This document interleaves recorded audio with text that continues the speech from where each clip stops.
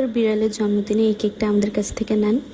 আপু প্রথমে যে ছবিগুলো দিচ্ছে সবগুলো ছিল এআই জেনারেটেড, কিন্তু কেকগুলো খুব সুন্দর ছিল আর খুব গর্জিয়াস দেখাচ্ছিল। কিন্তু আপুকে যখন বললাম যে আপু আসলে এরকম কেক আমাদের কাছে হবে না, তখন আপু এই ছবিটা দেন। এইটাও মনে হচ্ছিল এআই এর, কিন্তু আবার মনে হচ্ছিল যে রিয়েল কোনো কেকের ছবি এআই কি দিয়ে একটু এডিট করানো হয়েছে, মানে একটু স্মুথ দেখাচ্ছিল। তো এটা দেওয়ার পর দেখে মনে হলো হ্যাঁ এটা হয়তো করতে পারবো।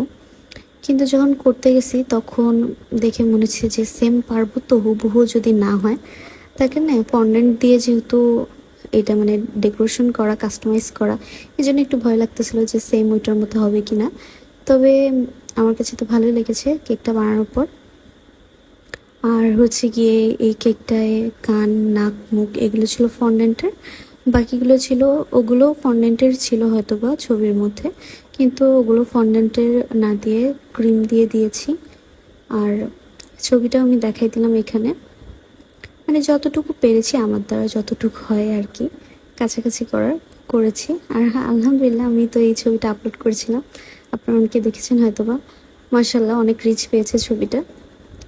এতে আমার না এই যে এখানে যে বিড়ালের নাকটা আছে না, এটা অনেক কিউট লাগছে, একদম একটা পিঙ্কু নাকু, সেই জন্য হচ্ছে মানে অনেক বেশি কিউট লাগতেছিল।